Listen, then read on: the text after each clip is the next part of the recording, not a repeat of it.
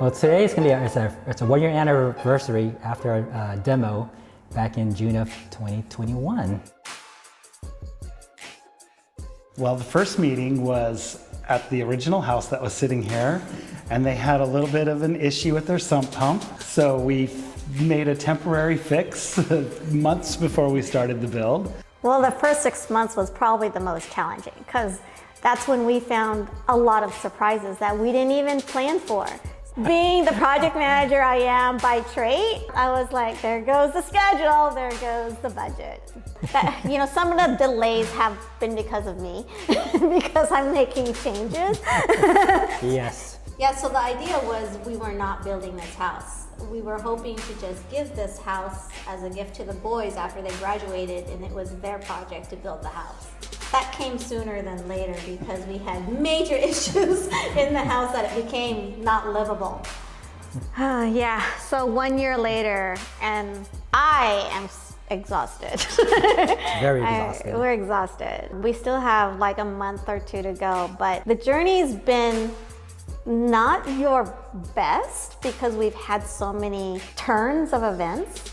They had to re-engineer our truss because of the height of our house and the weight of our house and all that kind of stuff. The concrete strike happened. So that shut down all of Seattle, including every single project that required concrete. But we've also had issues with random people coming into our house and just security issues around our house. That was the worst part. You can get over the supply chain issues. You can get over the concrete strike. You can get over the change request. You can get even over the arguments that I've had with my builder and my architect. You can get over that. I mean, you're still best friends, right? But that kind of stuff really puts a taint, This project had some hiccups along the way and a few unforeseen things that we've come across, but for the most part, it's been a fun, enjoyable build. Our street, it's kind of pretty unique. We have a very wide street, and the reason why is there used to be the old trolley lines coming down our street. So it went down from, I believe, by the Green Lake all the way to Lake Union. Lake Union? Yeah, I mean, that was great. We had our cousins across the street, or if we had friends over. We would play football on the street. Play football on the street. I mean, you have so much room to just we do fun activities throw and stuff. Football, throw a frisbee. And we have the driveway too, which helped. Yeah. Play some We would play basketball, and we would kind of get yelled at. Yeah, do trick shots from the street into grandma's driveway.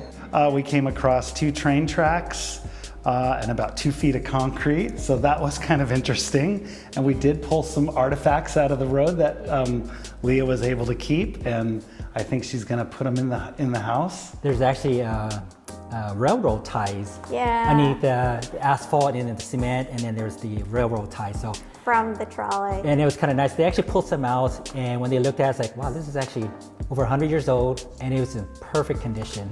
So they found a horseshoe, and they found the steel or iron that goes on top of the railroad tracks for the trolley. Yeah. So they gave those to us. Oh, God. The old house was just a tad 1,100 over, max. Tad over 1,000 square feet. Something.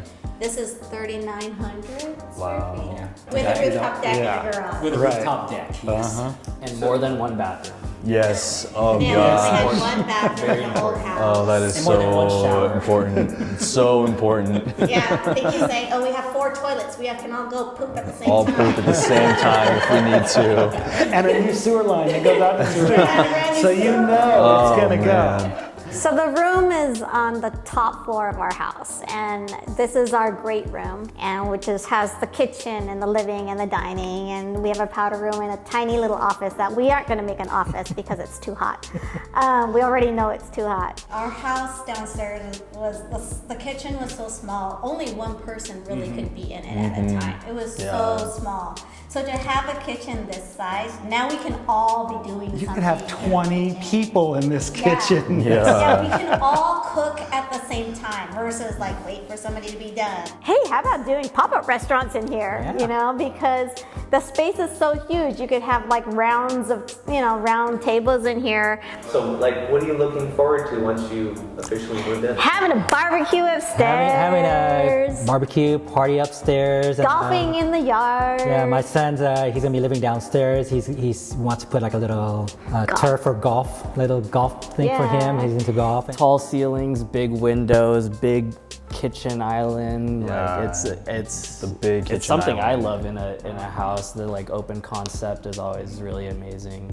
I see a DJ spinning right there in the corner. It and looks you guys like got, right? Leave town, I see it now. Like, staring outside of our windows from Grandma's house next door, you really see just like that church that's there, right? You can't really see the full view of downtown. And then once we graduated college and moved into different apartments, we get that same view. When we first got up there to the roof to see it for the first time, it was kind of surreal because like I didn't really think that we could get this high on like your normal family home, and now we're like the highest house on the block. So now we actually see over that church. We get a pretty clear view of that skyline. So it's really, really neat. On New Year's, they did fireworks at the Space Needle, and we actually were able to see the high ones that went over the hill. So that was pretty cool, over Queen Anne Hill. So having a roof that has no obstruction got us really it's super amazing. excited. Yeah. I want to say I can't even imagine doing this project without you guys. Oh, well, thank you.